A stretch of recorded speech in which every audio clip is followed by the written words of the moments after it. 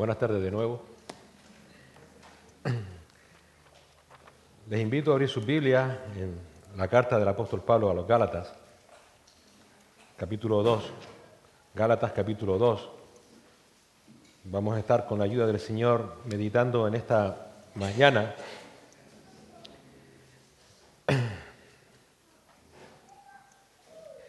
desde el versículo 14 al versículo 21.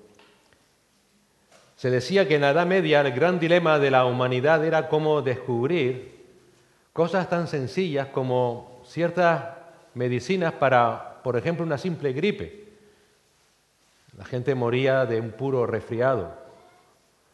Luego, según avanzaba la humanidad, surgieron otros dilemas, grandes dilemas. ¿Es la Tierra redonda? Hoy día siguen diciendo que no, que es plana. Bueno, allá ellos, cada uno piensa, cada loco con su tema. Pero también dilemas quizás como ¿de dónde viene el hombre?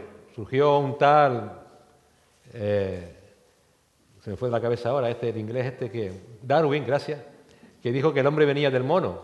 Bueno, él seguro que venía del mono. Nosotros sabemos que venimos de Dios. Pero bueno, cada loco con su tema. Pero realmente, si ha habido un dilema extraordinario, de hecho, el gran dilema de toda la humanidad, de todo ser humano, es cómo reconciliarse con Dios.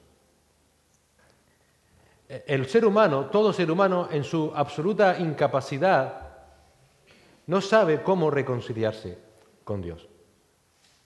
El ser humano, por su absoluta incapacidad de imponerse a su pecado, que es lo que le separa de Dios 3 veces santo, nacimos pecadores, vivimos pecadores y moriremos pecadores, no sabe cómo reconciliarse con Dios.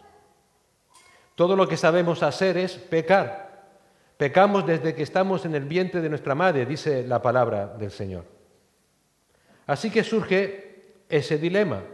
¿Hay alguna solución a esta situación de enemistad que tengo contra Dios por causa de mi pecado? Un pecado que está en mí, con el cual nazco, del cual no sé deshacerme. ¿Hay alguna solución a esta terrible situación de enemistad contra Dios? ¿Qué podemos hacer, si es que podemos hacer algo, para solucionar este terrible problema? Este gran dilema ha surgido desde los anales de la historia de la humanidad. En el libro más antiguo de la Biblia, Job, no Génesis, Job se pregunta en Job 9:2, ¿cómo se justificará el hombre con Dios? ¿Cómo se justificará el hombre con Dios? En otras palabras, ¿cómo un hombre pecador, que nace pecador, que no sabe hacer otra cosa que pecar, que por tanto es culpable delante de Dios, cómo ese hombre puede ser hecho justo y por ende ser aceptable para Dios? Porque este es el gran dilema de la humanidad, porque es el dilema o es la pregunta que va a dar sentido a nuestra eternidad. Tiene consecuencias eternas. Es una pregunta vital, ¿cómo yo puedo justificarme delante de Dios? Debido a nuestra total depravación, no podemos proveer de una respuesta válida a esta pregunta trascendental. Es por eso que todas las opciones que el hombre ha inventado a lo largo de la historia, religiones, esfuerzos propios, empeños, incluso privaciones, toda la sabiduría, todo el trato severo del cuerpo contra los apetitos de la carne, como dice Pablo en Colosenses 2:23, han sido y son inútiles. Nada que podamos hacer nosotros nos puede reconciliar con Dios. Nada. Y por tanto, nuestro destino es el infierno. Si no eres capaz de estar reconciliado con Dios, tu destino es el infierno. Nada que puedas hacer va a conseguir reconciliarte con Dios. Por tanto, seguirás yendo al infierno. Nada, absolutamente. Da igual de cuántas cosas te prives, da igual la religión que sigas, da igual todo el empeño que hagas, da igual que ayunes, que no ayunes, que ores, que no ores, nada puede reconciliarte con Dios. Entonces surge una pregunta: ¿cómo puede el hombre justificarse delante de Dios? Si yo no puedo, si nosotros no podemos, solamente alguien puede responder, y es aquel contra quien hemos pecado, y ese es Dios. Y Dios nos dice en su palabra cómo Él nos va a justificar, va a quitar la enemistad que tenemos contra Él. Y la respuesta la dice en Habacuc capítulo 2, versículo 4. El justo por la fe vivirá. La respuesta de Dios es que la única manera de ser justificado delante de Dios es por fe. Por fe. Solamente por fe es que podrás vivir. Esa es la respuesta de Dios, del Dios contra quien has pecado, a tu gran dilema de esta vida, a cómo poder reconciliarte con Dios. Ese es el camino correcto para reconciliarse con Dios, por la fe. Esta verdad es tan trascendental, que ha sido siempre atacada a lo largo de la historia del cristianismo. Y es tan trascendental que en el texto de esta mañana, Gálatas 2, del 14 al 21, Pablo tiene que defender esta verdad de manera vehemente. Tiene que defender vehementemente la verdad del Evangelio solo por la fe en Cristo. ¿Y cómo lo hace? Reprendiendo públicamente a otro apóstol, a Pedro. ¿Por qué? Porque como vimos hace unas semanas, por miedo a los judaizantes, estaba actuando hipócritamente y con su mal ejemplo estaba confundiendo a muchos. Muchos que creyeron que para ser salvos tenían que hacer obras humanas, como enseñaban los judaizantes, para añadir a la sola fe en Jesucristo. Y esto pervertía por completo la suficiencia del Evangelio en Cristo Jesús. Le quitaba toda la eficacia. De tal manera que todos aquellos que creían que para ser salvos debían creer y hacer obras, no eran salvos. Y Pablo tiene que defender la verdad del Evangelio de Jesucristo de manera vehemente. Y lo va a hacer en el texto que tenemos en esta mañana, primero enseñándonos cuál es el camino errado en la verdad del Evangelio, versículos 14 y 15. Y segundo, enseñándonos cuál es el camino correcto en la verdad del Evangelio, versículos del 16 al 21. Vamos a orar al Señor. Señor y Padre, gracias te damos por esta oportunidad de abrir tu palabra y de estudiarla, Señor, y ver en ella tus maravillas y ver en esta mañana ese camino correcto que tú has provisto para poder reconciliarnos contigo, Señor. Porque por naturaleza tendemos a creer o suponer o imaginar que algo podemos hacer para alcanzar tu misericordia. Pero nada podemos hacer. Si tú nos salvas, nadie sería salvo. Si tu gracia no se manifestara en la persona de Cristo Jesús, nadie sería salvo. Es por esa razón que te suplicamos que nos ayudes no solamente a entender tu palabra, sino a ponerla en práctica en nuestra vida de tal manera que vivamos de manera correcta el Evangelio de la fe en Cristo Jesús. Para, si aún queda algún resto de confianza en nosotros, despojarla ya por completo, Señor, y confiar solamente en Cristo como nuestro Señor y Salvador. Y también para poder anunciar ese Evangelio de manera precisa, no avergonzándonos de Él y predicando tu salvación, Señor, porque tú eres un Dios salvador. Danos de tu Espíritu Santo que Él nos provea de sabiduría para poder entender tu palabra. En Cristo Jesús. Amén. Vamos a leer Gálatas 2, del 14 al 21. Gálatas 2, del 14 al 21. Dice así la palabra del Señor.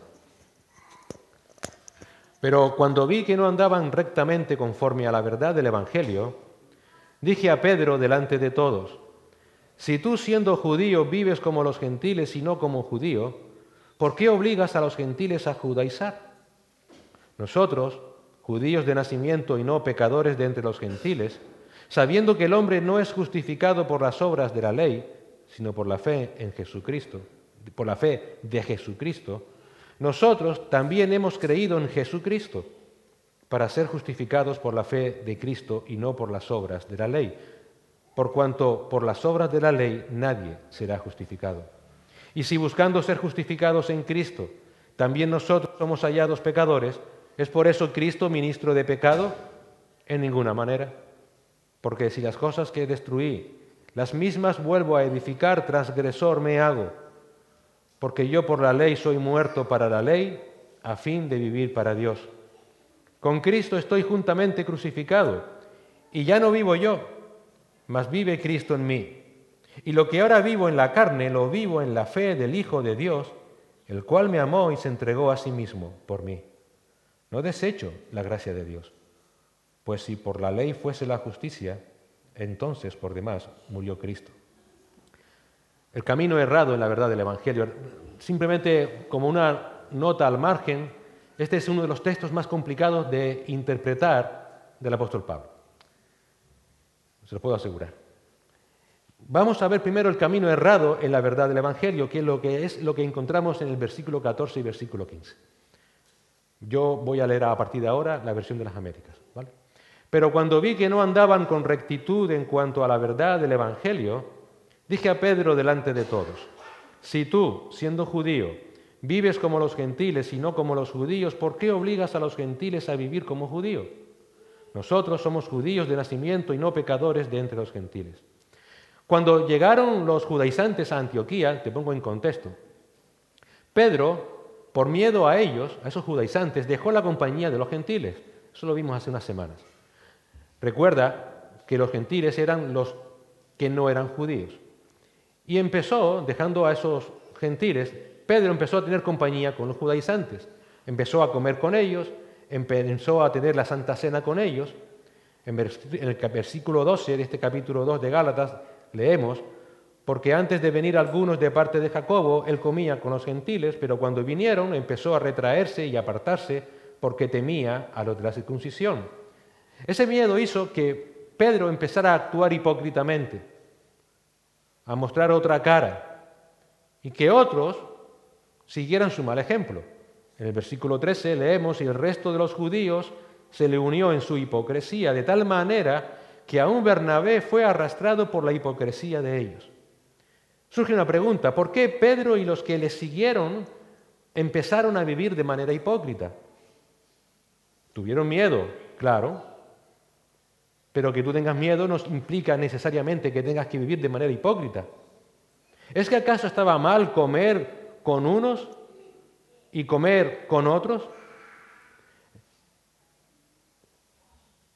Empezaron a vivir de manera hipócrita, dice Pablo en el versículo 14, porque no empezaron a vivir con rectitud en cuanto a la verdad del Evangelio. El problema no era si comía con unos o comía con otros, sino que no empezaron a andar con rectitud en cuanto a la verdad del Evangelio. La palabra griega traducida como rectitud también se puede traducir como andar bien o andar de manera consecuente. En otras palabras, Pedro y los que le seguían, Bernabé entre ellos, dejaron de vivir de manera consecuente con la verdad del Evangelio. Comenzaron a vivir de manera errada en la verdad del Evangelio. Y surge otra pregunta: ¿por qué no estaban viviendo de manera consecuente con ese Evangelio? Pablo lo sigue explicando en el versículo 14, cuando él le dijo a Pedro delante de todos: si tú, siendo judío, vives como los gentiles y no como los judíos, ¿por qué obligas a los gentiles a vivir como judíos? Pedro, eso no es consecuente. En otras palabras, Pedro, si aún tú, a pesar de que eres judío, te puedes dar la libertad de pasar por alto las tradiciones judías en cuanto a comidas, a cuanto a bebidas, tal como lo hiciste cuando comías hasta que llegaron los judaizantes, ¿cómo es posible que ahora quieras imponer las mismas tradiciones a los gentiles, forzándoles a vivir como judíos? No estás viviendo consecuentemente, Pedro. Antes lo hacías, tuviste miedo, lo dejaste de hacer, y dejándolo de hacer, forzaste a los gentiles a que lo hicieran. Pedro, O jugamos todo con la misma baraja o la rompemos. No hay constancia de que Pedro les posara de palabra, y de hecho muy posiblemente no lo hizo. Si recuerdas Hechos 15, él había afirmado que no se podía imponer a los gentiles ninguna tradición de la ley. Pero sí forzó, o sí les forzó, con su actitud y con su silencio. Porque con su actitud de irse con los judaizantes, dejando a los gentiles, y con su silencio, no refutando las falsas enseñanzas de los judaizantes, estaba haciendo que otros pensaran y creyeron, bueno, si Pedro, que es un apóstol, va con ellos, si no les refuta, si además come alimentos según la ley mosaica, es que entonces está de acuerdo con que los judaizantes enseñan que realmente hay que hacerse judío, realmente hay que guardar la ley para poder ser salvo. Por tanto, lo que enseñan los judaizantes es verdad.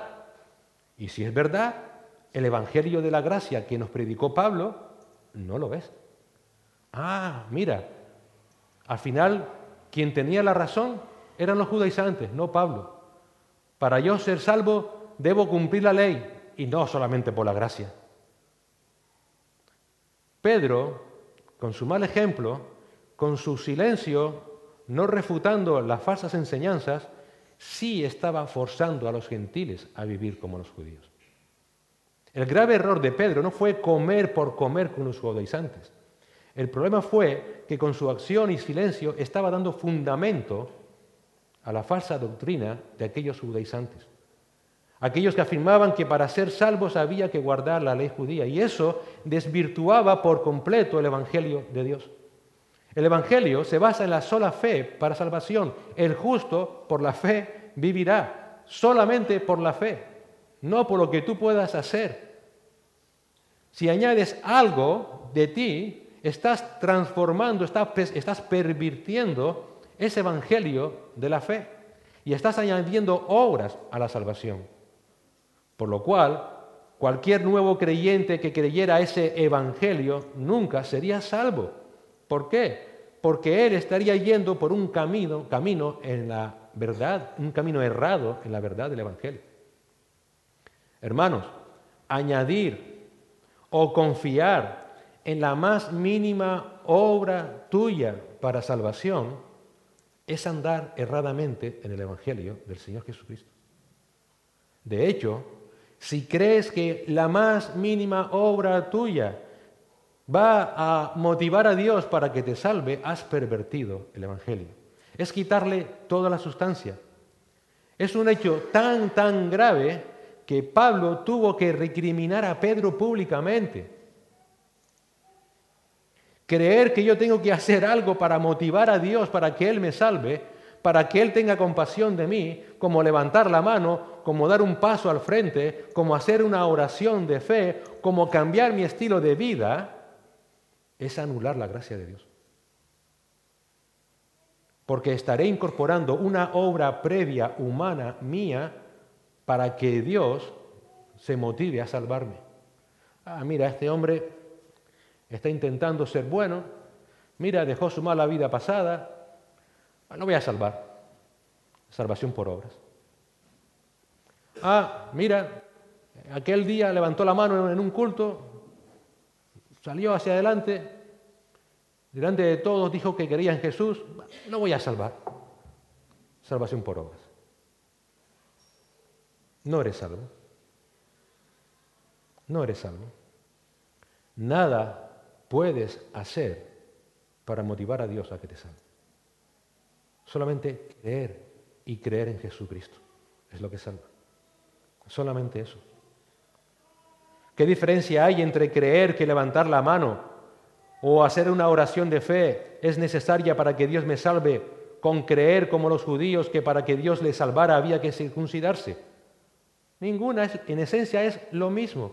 Es la dependencia de nuestras obras para nuestra salvación. Pero recuerda, ninguna decisión tuya, ninguna obra tuya previa a la obra divina va a hacer que Dios te salve. Nada. Nada va a motivar a Dios. Por eso la salvación es por la pura gracia de Dios. Pablo dice en Efesios que fuimos salvos por gracia. Algunos parafrasean diciendo, porque a Él le dio la gana salvar. Porque ninguna obra nuestra vale nada o vale algo delante de Dios. Si hay algo con la que Dios intenta expresar el sentido de lo que significa tus grandes obras delante de Él, lo leemos en Isaías 64:6. Son trapos de inmundicia. Trapos de inmundicia. Mira, Dios puede usar múltiples formas para que lleguemos a su evangelio de la gracia para salvación. Él puede usar pruebas, Él puede usar sufrimientos, Él puede usar adicciones, Él puede usar sueños, enfermedades, Él puede usar cualquier cosa para guiarnos a Cristo y a su evangelio de la gracia y salvarnos por la fe. Pero nunca va a salvar a nadie ni por medio de pruebas ni por medio de sueños, y mucho menos por medio de sus obras. Nunca, nunca. Por eso, debido a que aquí venimos, gracias a Dios, hermanos y hermanas de muchos contextos doctrinales, déjame simplemente decirte lo siguiente para que examines tu fe. Si hoy día sigues creyendo que Dios te salvó porque un día levantaste la mano, o porque hiciste una oración de fe, o porque te comprometiste con Dios a cambiar tu vida si te salvaba, has creído en un falso evangelio. Si hoy sigues creyendo de esa manera, que Dios te salvó por lo que tú hiciste, no eres salvo. No lo eres. No puedes hacer nada. Nada. Si Dios ha permitido que conozcas el evangelio, es para que conozcas a Cristo. Y para que a través de Cristo crea que Él es Dios hecho hombre. Y que se hizo hombre para morir en una cruz, para que todo aquel que en Él crea sea salvo. Esa es la salvación que Dios ofrece. Si hoy día sigues creyendo que tú debes hacer obras para que Dios mantenga su promesa de salvarte, para que no se arrepienta de haberlo hecho, entonces has creído en un falso evangelio. Nunca te olvides, nada podemos hacer. La salvación es una obra totalmente de Dios desde un inicio hasta un final. Las obras que los creyentes hacemos son evidencia de que el Señor nos salvó. No son para ser salvos. Hermanos, esta verdad es tan crítica que no nos podemos callar como hizo el apóstol Pedro. Su mal ejemplo nos ayuda a entender que se puede apartar a muchos de esta verdad fundamentalmente con nuestro silencio. Si yo sé que las obras son inútiles, pero me callo ante aquellos que creen que sí, ¿ustedes creen realmente que yo estaré viviendo de manera correcta la verdad del Evangelio o de manera errada? De manera errada. Si yo sé de alguien que está viviendo de esa manera y diré, bueno, me voy a callar para no molestarle, estoy como Pedro, avergonzándome del Evangelio, siendo un hipócrita.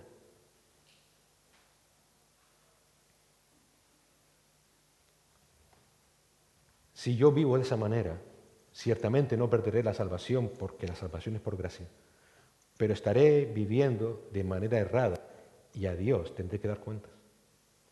Hermanos, ¿cuándo seremos conscientes de que no nos podemos mantener en un estado neutro para no molestar? Cuando la doctrina fundamental de la salvación por la sola fe es atacada. Hoy tenemos ese falso buenismo de creer que, bueno, soy tan bueno que no pasa nada. Seguro que algún día el Señor le hace ver la verdad. ¿Cuándo seremos conscientes que en el momento en que callas, cuando alguien cree que ha sido salvo por algo que hizo, cuándo seremos conscientes de que esa persona, si lo cree firmemente, va a ir al infierno? Y que no puedes callarte, que sigue siendo un impío, que cree conocer a Dios y no lo conoce, que cree conocer a Cristo y no lo conoce. Si callamos, estamos actuando hipócritamente. Nos estaremos avergonzando del Evangelio, nos estaremos avergonzando del protagonista de ese Evangelio, que es nuestro amado Señor Jesucristo. Además, aquí en este texto tenemos otra cosa que debemos tener presente. Pedro no era un cualquiera. Pedro era un líder de la iglesia. Y quizás por esa misma razón nadie lo cuestionaba. Y eso es peligroso. Muy peligroso. Ya lo estás viendo. Como iglesia debemos pedir a nuestros líderes que sean extremadamente cuidadosos con el Evangelio que enseñan. Cuidadosos con el ejemplo incluso que damos. Cuidadosos de a dónde van o incluso a dónde invitamos a otros que vayan.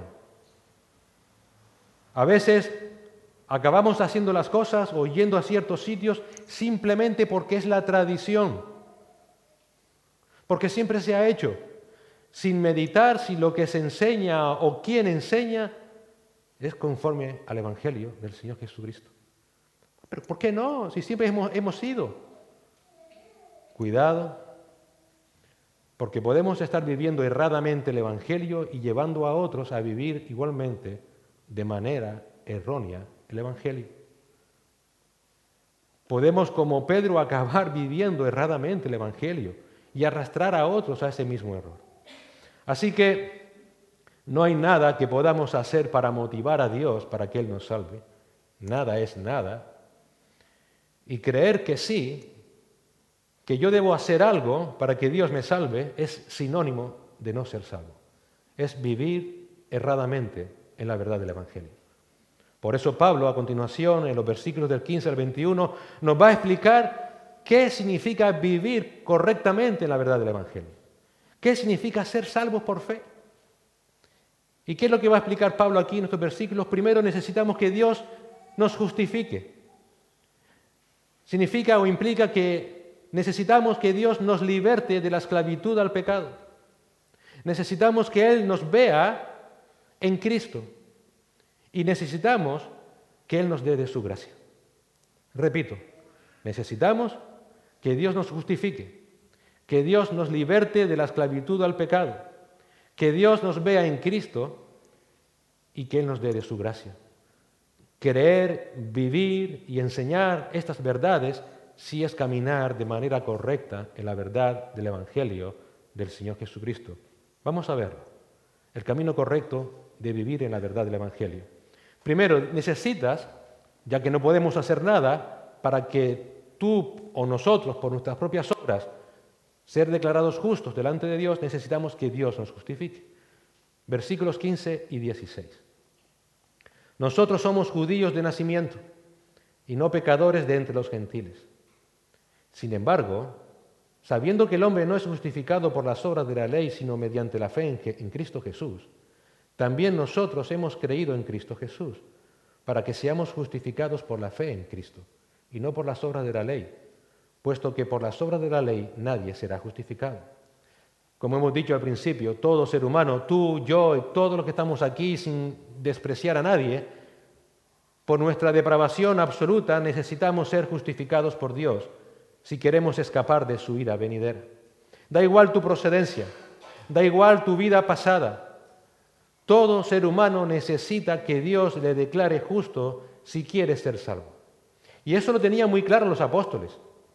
Ellos, en versículo 15, sabían que aunque eran judíos de nacimiento y no pecadores de entre los gentiles, pecadores era la manera coloquial con la que los judíos se referían a los gentiles, los apóstoles sabían que aunque eran judíos de nacimiento y no gentiles, versículo 16, el hombre, el ser humano, no solo el judío, no solo el gentil, todo ser humano, no es justificado por las obras de la ley, sino por la fe de Jesucristo.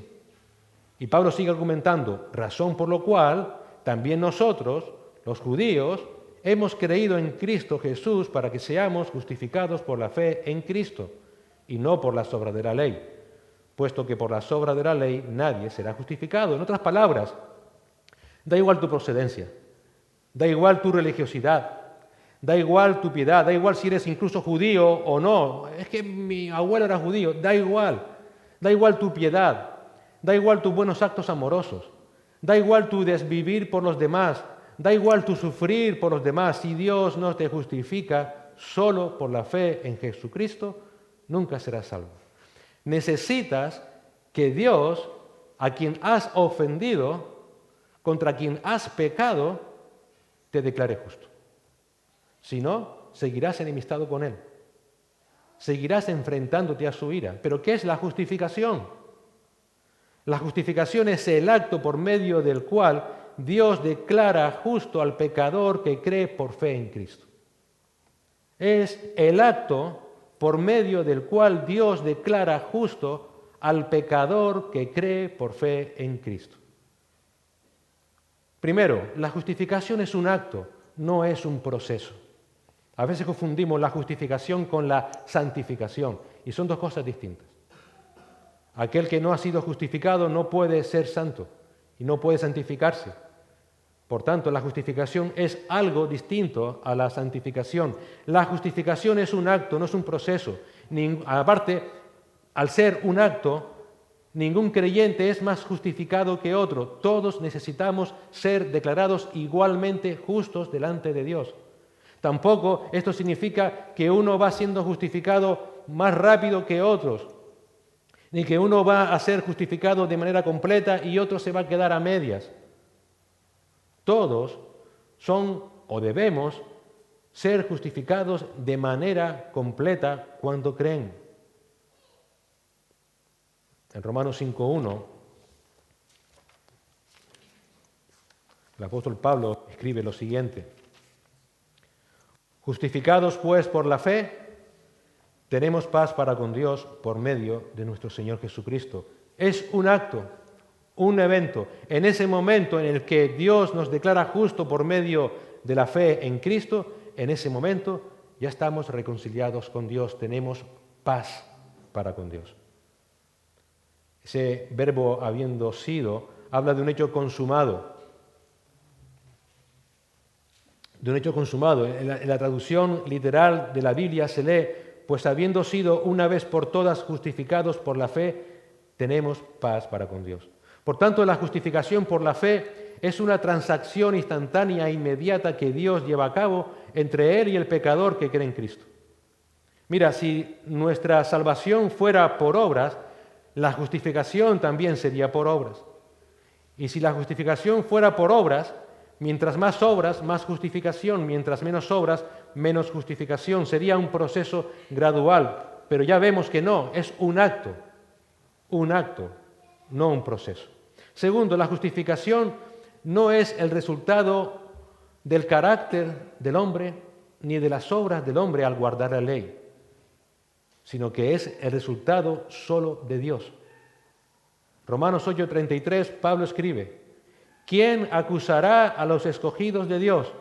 Dios es el que justifica. Tú no te justificas delante de Dios.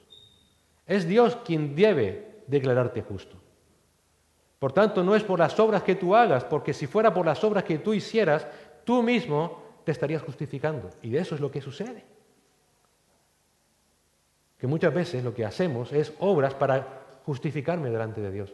Ay, que metí la pata, que miré lo que no tenía que mirar, pues ahora voy a hacer más cosas en la iglesia para justificarme delante de Dios. Pero Dios es el que justifica. Dios es el que justifica. El pecador solamente puede tener una relación correcta con Dios y es por fe en Cristo. Mira, la ley no fue dada para salvar a nadie.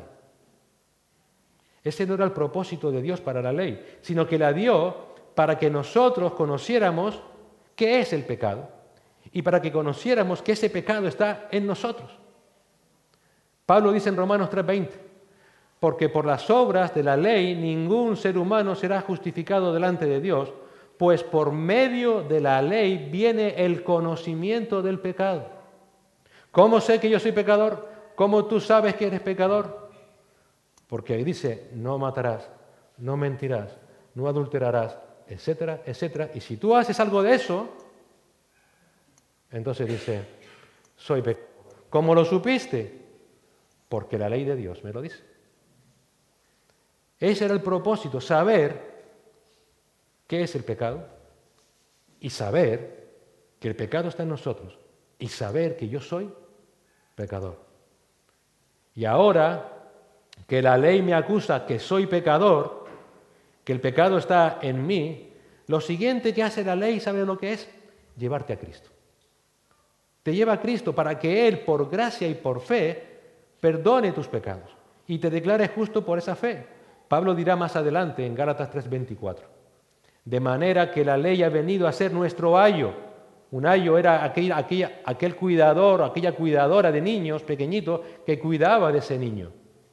Así que la ley es como ese cuidador que te lleva. ¿A dónde? A Cristo. A Cristo. Ahora la ley que me acusa que soy pecador, que el pecado está en mí, me lleva a Cristo. Y me lleva a Cristo para que Él, por gracia y por medio de la fe, perdone mis pecados y me declare justo por esa fe. De manera que la ley ha venido a ser nuestro ayo para conducirnos a Cristo a fin de que seamos justificados por la fe. Además, en la justificación, Dios en su gracia y por fe hace una transacción.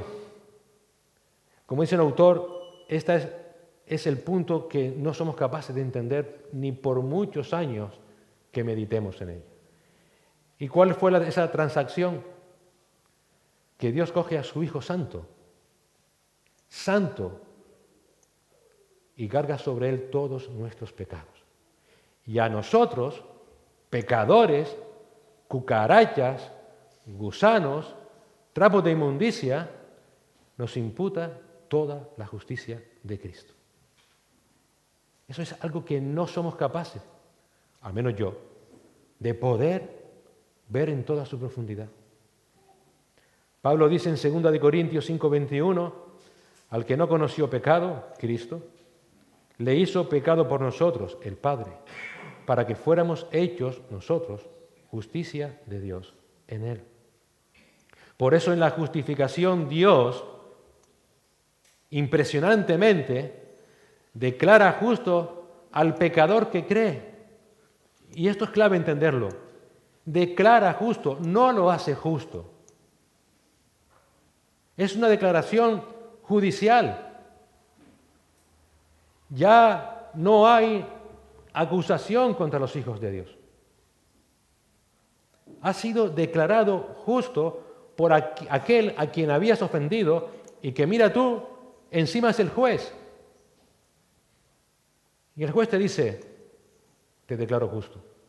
Pero para que Dios mantenga su santidad, no simplemente lo dice, sino que llama a su Hijo, Jesús, ven un momento, quita a ese hombre del banquillo y ponte tú. Ahora tú eres el culpable.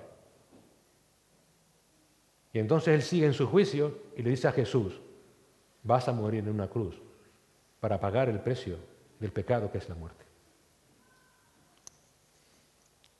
Dios hace esa transacción en la justificación. ¿Qué tiene que ver eso con nuestras obras? Es imposible. Dios declara justo, no hace justo. Mira, aparte hay que entender esto, porque aún somos pecadores. Aún somos pecadores. Pero ya eres declarado sin culpa delante de Dios. Y nunca más serás declarado culpable otra vez. Obviamente esto no es un aval para ahora vivir perdidamente. El saber esto, de que ya nunca más seré culpable delante de Dios, nos debe mover a una vida cambiada. La justificación mueve a una vida cambiada. Pablo dice en 1 Corintios 6:11, y esto erais algunos de vosotros, y versículo 10 tienes una lista de pecados, y esto erais algunos de vosotros, pero fuisteis lavados, pero fuisteis santificados, pero fuisteis declarados justos en el nombre del Señor Jesucristo y en el Espíritu de nuestro Dios. Por eso la justificación no es simplemente el perdón. Tú podrías ser perdonada y después de volver a pecar, volver a ser culpable, ¿no es cierto? Pero no, eso no es lo que hace Dios. Una vez que Él te justifica por la fe en Cristo, nunca más serás tenido culpable, aunque aún seguimos siendo pecadores. Dios mío, gracias. En la justificación, el pecador es justificado por la fe. Sus pecados pasados nunca más son recordados, ni los presentes, ni los que hagas en el futuro. Dios nunca más pondrá tus pecados a tu cuenta. El Salmo 32 dice, qué precioso salmo, cuán bienaventurado es aquel cuya transgresión es perdonada, cuyo pecado es cubierto. Cuán bienaventurado es el hombre a quien el Señor no culpa de iniquidad y en cuyo espíritu no hay engaño. Qué descanso, qué amor, qué paciencia, Señor, porque tú sabes que yo soy pecador y que ahora voy a bajar del púlpito y a lo mejor tendré un mal pensamiento o una mala acción o una mala palabra, pero en Cristo y por fe ya nunca más me vas a declarar pecador. Ahora soy justo, pero no por mí, porque el justo murió por mí. Ese es el punto. Y por último, Dios justifica a los pecadores y no a la gente buena. Y no a la gente buena. El Señor vino a buscar a pecadores, no a justos, porque justos no somos nadie. Nadie. Dios tiene que declarar justo al impío. Pablo escribe en Romanos 4:5, mas al que no trabaja, pero cree en aquel que justifica al impío, su fe se le cuenta por justicia. ¿Tú sabes por qué la gente va al infierno? Aparte, obviamente, de sus pecados. Porque no quieren reconocer que son pecadores. ¿Pecador yo? Me contaban hace unas semanas que después del culto de bautismo, algunos familiares se acercaron a algunos de los hermanos que se habían bautizado para decirle, no, mi niña, tú no eres pecador, eres buena persona. No creas lo que acabas de escuchar. Ese es el problema de las personas. Es por eso que van al infierno, porque rechazan a Cristo y porque creen que son buenas personas. Pero Dios, ¿a quién justifica? ¿Al que se cree buena persona? Al que dice, Señor, ten piedad de mí porque soy pecador. Porque es lo que soy, lo que siempre seré. Pero Señor, ten misericordia de mí. Y Dios justifica a aquellos que saben que son lo que son y que necesitan a Cristo para ser lo que Dios quiere que sean. El Señor Jesús dijo en Mateo 9:13, porque no he venido a llamar a justos, sino a pecadores. Sí, hermanos, todos los que estamos aquí somos pecadores. Y sí, queridos amigos y amigas que hoy nos visitan, si vienes aquí pensando, voy a verme con aquellas personas que son tan buenas, lo siento. Somos incluso peores que tú, a menos el que le habla. Somos pecadores. Pero hemos sido justificados por la pura misericordia y la gracia de Dios, creyendo en que Cristo, mi Señor, mi Salvador, murió por mis pecados en la cruz. Lo siguiente que hace Dios en la salvación, además de la justificación, es liberarnos de la ley. Fíjate los versículos 17 y 18. Pero si buscando ser justificados en Cristo también nosotros hemos sido hallados pecadores, ¿es Cristo entonces ministro de pecado? De ningún modo, porque si yo reedifico lo que en otro tiempo destruí, yo mismo resulto transgresor. Una de las partes más complejas de Gálatas. ¿Qué es lo que está diciendo aquí el apóstol Pablo? Que Dios no solamente debe justificarnos, sino que nos debe quitar un peso de encima, que es nuestra dependencia natural a creer que yo tengo que hacer algo o puedo hacer algo para alcanzar el favor de Dios. Él debe liberarme de la ley. Porque esa dependencia de esas obras, y todos somos así, por mínimas que sean, como hemos dicho, no nos salvan. Por tanto, Él tiene que quitarnos esa carga que todos los seres humanos llevamos de creer que debemos hacer algo. Mira, si las obras salvasen, entonces Cristo nos mintió, es lo que nos dice Pablo aquí. Y eso es imposible. Él viene a decir en estos dos versículos, permítanme el que lo parafrasee, no me tengan por hereje.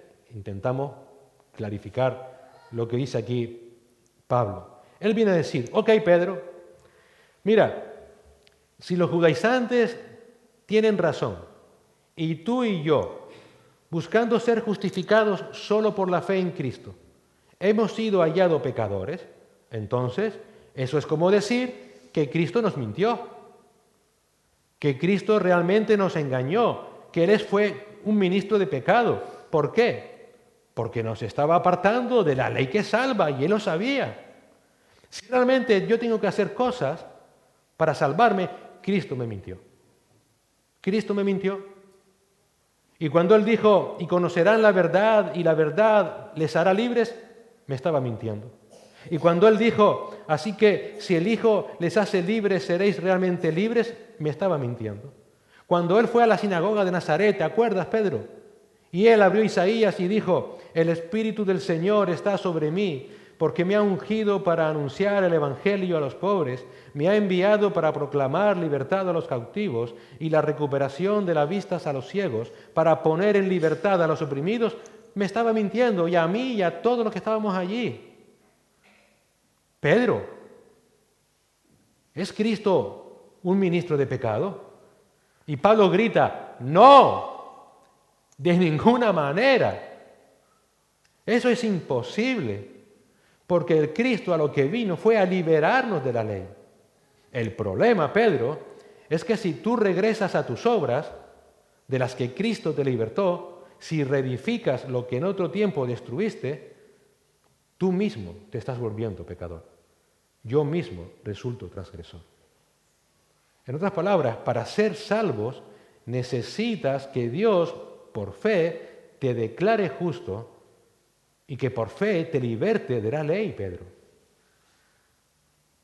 Te liberte de la creencia, de la acción, del sentimiento, de la emoción, de creer de que tienes que hacer algo para que Dios te salve. ¿Cuándo fue la última vez que pensaste, si no hago algo en la iglesia, es que quizás Dios no me va a salvar? No puedes hacer nada. Nada.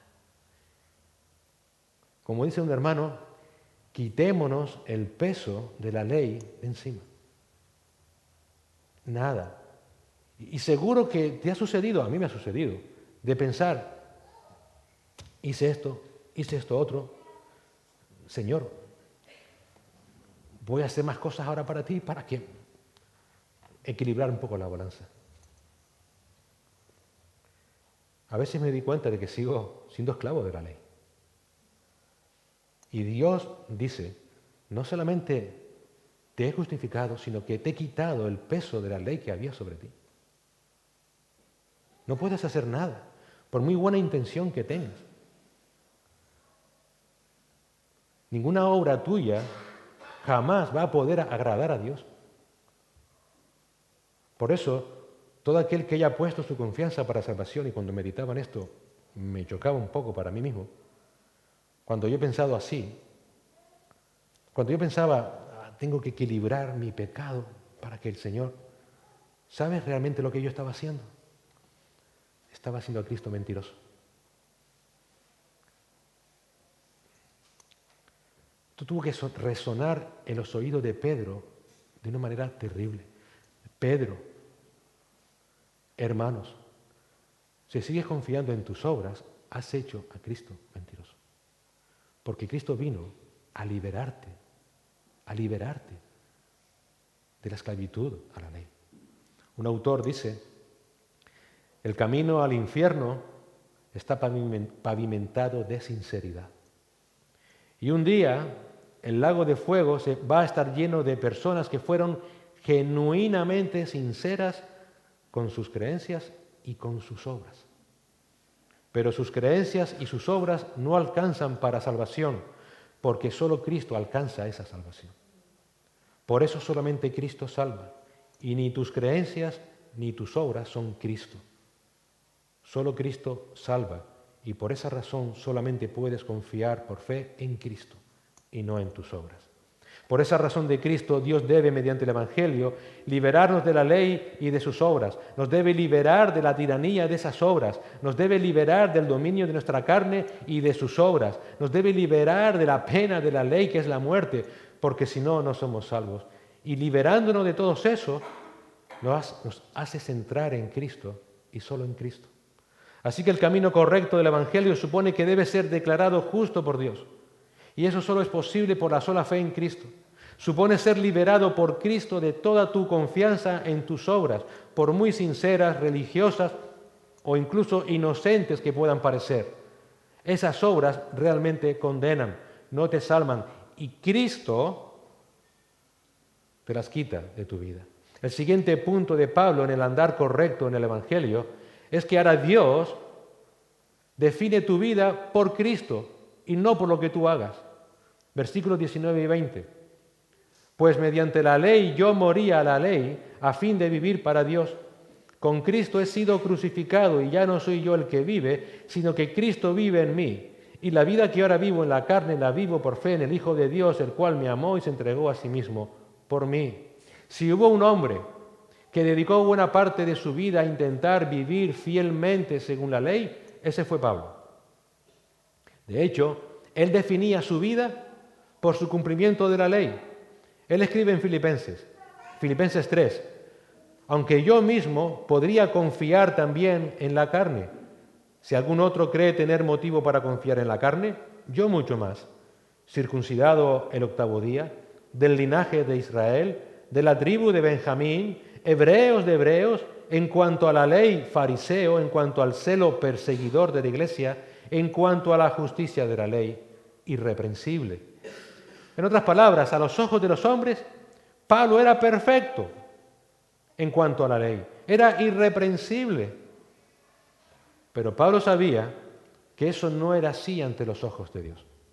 Él descubrió, mientras intentaba cumplir la ley, cuán gran pecador era, cuán incapaz era por sí mismo para librarse de esa carga de la ley, de esa situación desesperada. En ese momento de su vida, y solo por la maravillosa gracia de Dios, cuando él se encuentra a Cristo en el camino de Damasco, Pablo dice, en ese momento morí a la ley, porque a través de la ley sabía que yo no iba a ser salvo. Entendió que él debía morir a la ley si quería vivir para Dios. Y en ese momento entendió que para que eso suceda, solamente había un camino, y era que Dios lo viera a él crucificado con Cristo. Con Cristo he sido crucificado. En ese instante entendió que Dios no definía su vida por todo lo que él hacía, sino por lo que Cristo hizo por él. Y por su relación de Cristo con él. Y el orden de los factores sí altera el producto. Dios no salvó a Pablo porque Pablo quiso tener una relación con Cristo, sino porque Cristo quiso tener una relación con Pablo. Y ya no soy yo el que vive, sino que Cristo vive en mí. Y la vida que ahora vivo en la carne, la vivo por fe en el Hijo de Dios, el cual me amó y se entregó a sí mismo por mí. Hermano, hermana, si Cristo te salvó, ya Dios no define tu vida por lo que tú hagas. La define por lo que Cristo hizo por ti. Ese es el punto.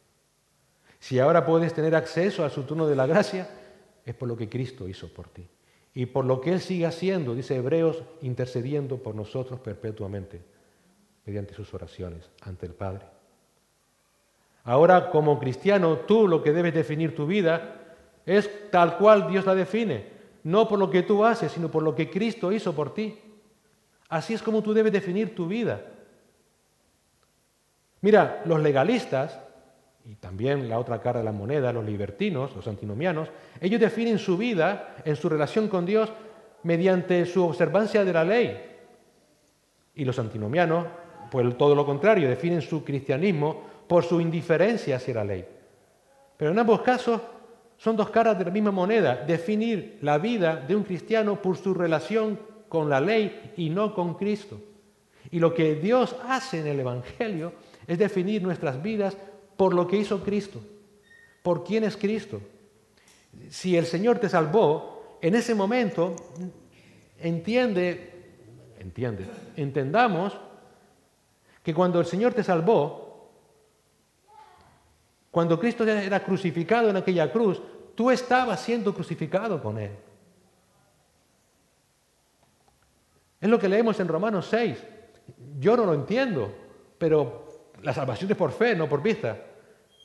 En ese momento Dios te vio allí crucificado con Cristo. Si tú realmente has puesto tu fe en Cristo, en aquel momento Dios te estaba crucificando con Cristo. Y allí moriste con Él. Allí moriste a tus obras. Allí moriste a tus esfuerzos inútiles por alcanzar el favor de Dios. En ese momento en el que Cristo te salvó, comenzaste una nueva vida, una vida que ahora vives por la fe en Cristo. Dice Pablo, y ahora la vida que vives en la carne la vives por fe en el Hijo de Dios, el cual te amó y se entregó a sí mismo por ti. Ahora vives en novedad de vida, junto a Cristo, con Cristo. Y cuando Dios te mira, ve a Cristo. Y eso es lo que hace que tengamos certeza de que nunca perderemos la salvación. Creer que podemos perder la salvación es creer orgullosamente que yo soy capaz de presentarme delante de Dios. ¿Qué estás hablando? No perdemos la salvación porque ahora estamos unidos a Cristo, unidos a Él. Ya no tienes que depender de tus obras. Quítate ese peso de encima. Pero como dijimos antes, cuidado, que solemos irnos siempre a los extremos. Ahora esto no significa que vivas como a lo Lailo, que vivas una vida desobediente. Todo lo contrario. Ahora tienes un nuevo Señor, Cristo. Ahora le obedeces por amor, no por miedo. Porque Cristo te salvó, porque te amó y se entregó a sí mismo por ti.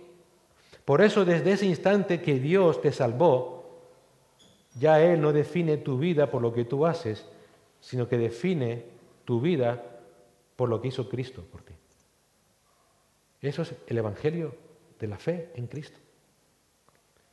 Y por esa razón tú tampoco defines tu vida por lo que tú haces, sino por lo que hizo Cristo por ti.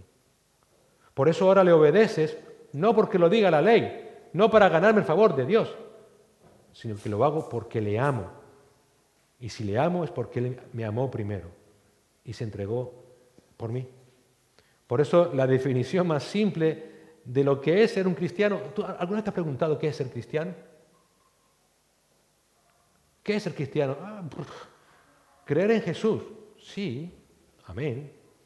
Pero si me permites, la definición más simple de lo que es ser cristiano es: ya no eres tú, sino que es Cristo en ti. Ya no eres tú, es Cristo en ti. Ahora te has convertido uno con Él. Cristo te ha unido a Él en un solo espíritu. Eso es algo maravilloso. Pero algo tan maravilloso que puede ser mancillado simplemente por creer que yo pude hacer algo para conseguir eso. Pablo acaba diciendo, ni hablar. Todo esto es por la pura gracia de Dios. Porque si no fuera por la gracia de Dios, sino que fuera por tus obras, entonces de más murió Cristo. Dios te salva por fe, porque Él te da por su gracia esa fe. Eso es lo que dice el versículo 21. No hago nula la gracia de Dios, porque si la justicia viene por medio de la ley, entonces Cristo murió en vano. Pablo dice, no hago nula la gracia de Dios. En otras palabras, mira Pedro, si yo acepto la versión de los judaizantes, ¿sabes lo que estoy haciendo, Pedro? Si yo acepto que al final yo tengo que hacer algo para ser salvo, ¿sabes lo que estoy haciendo, Pedro? Estoy rechazando la gracia de Dios. Pero ¿sabes qué, Pedro? Nunca la voy a rechazar. Nunca. Nunca. Porque si lo hago, sería como afirmar que mi justicia viene por medio de la ley. Y si afirmo esto, mi Señor murió en vano por mí. No, lo siento. Nunca haré eso. Mi Señor no murió en vano en aquella cruz. Pero si acepto que yo tengo que hacer algo, lo estoy afirmando. Si yo digo, algo tuve que hacer yo, estás afirmando entonces que Cristo murió en vano en aquella cruz. Y no, yo no sé tú, pero yo me niego, como el apóstol Pablo, a afirmar que mi amado Señor murió en aquella cruz en vano. Nunca voy a dejar de lado su gracia suficiente a mi favor. Nunca, que Dios me ayude, nunca añadiré obras a su suficiente gracia. Nunca creeré que yo puedo añadir algo a su preciosa sangre que Él derramó por mí. Si añado algo, estaría despreciando esa sangre. Señor, ayúdame a que nunca se me ocurra hacer eso. Que en el momento a que a mí se me ocurra por lo más mínimo creer, pensar que algo de mí me salvó, Señor, que me vuelva un miserable antes de querer eso. Que nunca supere el hecho de que tú, Señor, me salvaste a mí, que soy un pecador miserable, y que me salvaste por tu pura gracia. Que nunca supere el hecho de que por esa gracia me has permitido vivir otro día. Que nunca supere el hecho de que en su gracia, por tu gracia, tú estás siendo paciente cada día conmigo, soportándome hasta las canas, Señor. Que nunca supere el hecho de que si hasta aquí he llegado es porque tú siempre has estado conmigo. Aún en los profundos de mis sufrimientos, siempre tú has estado conmigo, sufriendo conmigo. Que nunca supere el hecho de que en mí no habita nada bueno, nada que pueda satisfacerte en lo más mínimo. Que nunca supere el hecho de que debo estar totalmente roto cuando peque contra ti. Que nunca me complazca en una vida de pecado, Señor. Que nunca supere la increíble distancia que hay entre Jesús y yo, porque es la única manera de poder apreciar la increíble humillación de mi Señor que Él estuvo dispuesto a pasar para salvarme y para hacerme tu hijo. Si confías en la más mínima obra, Cristo murió en vano por ti. Eso es la conclusión de Pablo. Si has creído en lo más mínimo en que la salvación, tu salvación, fue porque tú hiciste algo, Cristo murió en vano por ti. ¿Y sabes lo que significa eso? No eres salvo. Solo hay una manera en la que Dios salva. Solo hay una manera de caminar correctamente en el Evangelio de la fe, de la gracia de Dios. Y es que Dios debe declarar justo al pecador. Debe liberarlo de la esclavitud a sus obras. Debe definir su vida por quién es Cristo y hacer todo esto por su pura gracia. Por eso, como Pablo, no debes estar dispuesto nunca a anular esa gracia infinita que Dios ha tenido por ti. Para ello, jamás permitas que ninguna obra tuya se interponga en la obra perfecta de Cristo.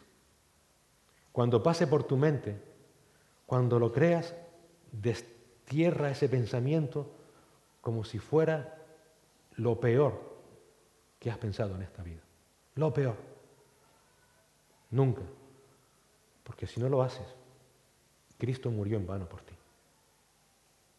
Esperemos que esto se asiente en nuestros corazones. Que estas palabras de Pablo, de Dios por medio de Pablo, se asiente en nuestros corazones. Y si nos cuesta entender, y si nos cuesta asumir que podemos caer en este terrible pecado, acuérdate a quién se lo dijo Pablo. A Pedro, un apóstol. Señor y Padre, gracias te damos por tu palabra, Señor. Es viva y eficaz como una espada de doble filo que penetra hasta lo más profundo de nuestro corazón, que discierne todos nuestros pensamientos, Señor, que nos lees perfectamente. Solo tú sabes el estado de los corazones de todos y cada uno de los que nos encontramos aquí en esta tarde, Señor. Pero lo que sí sabemos nosotros es que todos necesitamos de la misma gracia, de la misma fe que salva.